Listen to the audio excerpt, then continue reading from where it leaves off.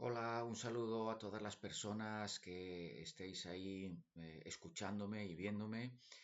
Quiero señalar que mi presentación para este cuarto Congreso Latinoamericano de Estudios Chinos trata sobre la sociedad urbana y cultura en los reinos combatientes. Por lo tanto, en un periodo entre el siglo V y el III antes de Cristo. En este periodo de los reinos combatientes se incorporan las ciudades chinas a una gran red administrativa y se produce un reemplazo de la nobleza local. Las ciudades van a ser física y políticamente divididas, con parte del emplazamiento dedicado a las artesanías y al comercio, mientras que otro sector se vinculará con la autoridad política de manera directa. La división física y legal correspondía a un nuevo modelo social propuesto por los filósofos de la época, según el cual los agentes del gobernante poseían una categoría, digamos, ocupacional que los distinguía de todas las otras formas de trabajo a través del cultivo de la mente. La evidencia arqueológica de esta división y la preeminencia de los distritos políticos en las urbes se halla documentada fundamentalmente en algunas tumbas de época Han oriental. En los sectores de los asentamientos urbanos asociados con la autoridad aparecen una serie de nuevos elementos arquitectónicos que enfatizan de un modo simbólico el poder del gobernante, básicamente en función de su peso y de la verticalidad, ¿no? Es el caso específico de puertas, grandes puertas, naturalmente, torres, terrazas y una serie de elevados edificios que refrendaban la visión poderosa del soberano, sugiriendo por lo tanto sus vínculos más con los espíritus y las fuerzas divinas que con los fantasmas ancestrales. Lo que no le quita relevancia naturalmente a los antepasados, ¿no? Pero hay una diferenciación significativa de parte de los gobernantes en el sentido, bueno, jerárquico del término, claro. En este sentido, por ejemplo, las terrazas, muchas de ellas con plataformas, se construían con la finalidad de intimidar a los visitantes foráneos y con el afán de demostrar la riqueza de su propietario y, digamos, la gran extensión de su mirada, que lo abarcaba todo, que llegaba a todas partes, que era capaz, por lo tanto, de visualizar cualquier cosa, ¿no? Incluidas aquellas que pudiesen estar escondidas u ocultas, ¿no?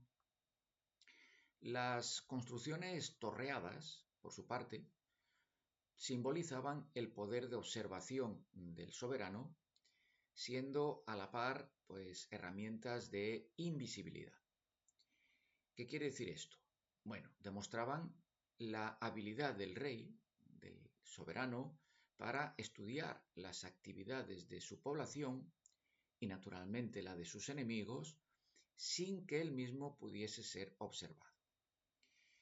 De hecho, la imagen del gobernante como un ojo invisible que todo lo ve es la forma tangible de una idea que aparece expresada en ciertos textos filosóficos de distinta orientación ideológica. Es el caso del Dao de Jing, por ejemplo, o el Han Fei Si.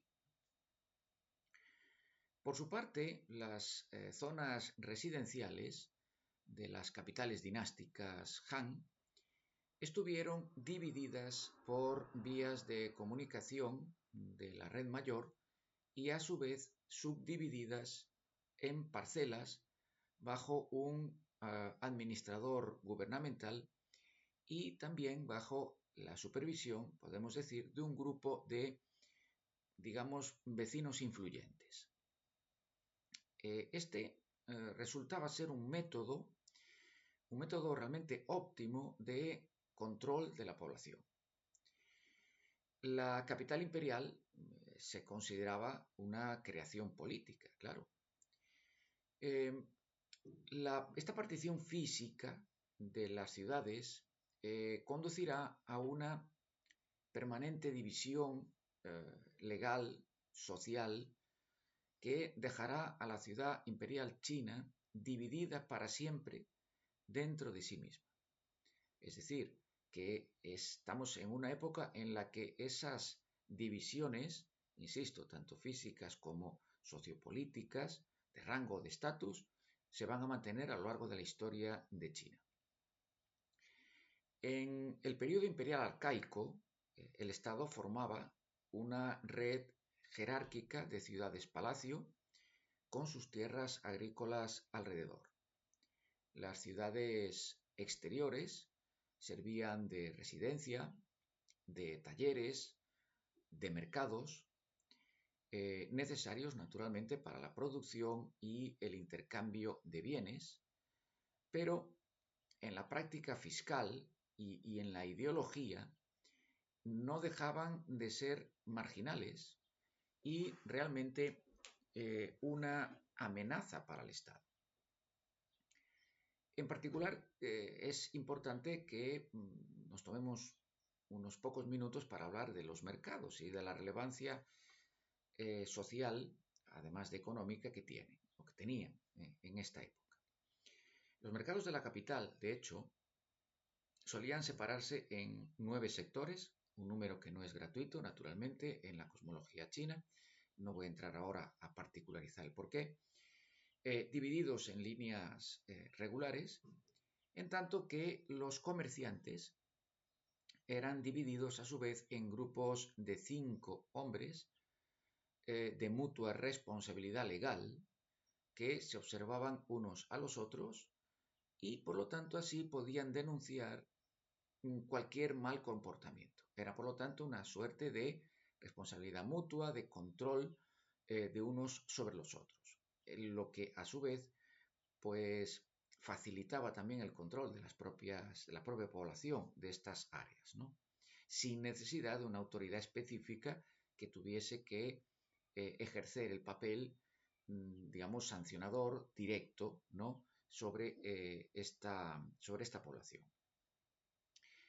El mercado fue empleado para los castigos públicos, tanto para las torturas como las ejecuciones, hasta el punto de que, bueno, las cabezas o los cuerpos enteros de los criminales eran expuestos ahí con bastante frecuencia, tal y como expresan distintas obras, por ejemplo, el denominado métodos del comandante o métodos del ministro de guerra, también, un tratado militar que emparejaba el mercado con la corte, pero en el sentido de que ambos eran sitios de castigo y recompensa, siguiendo también un poco los parámetros ideológicos del legalismo.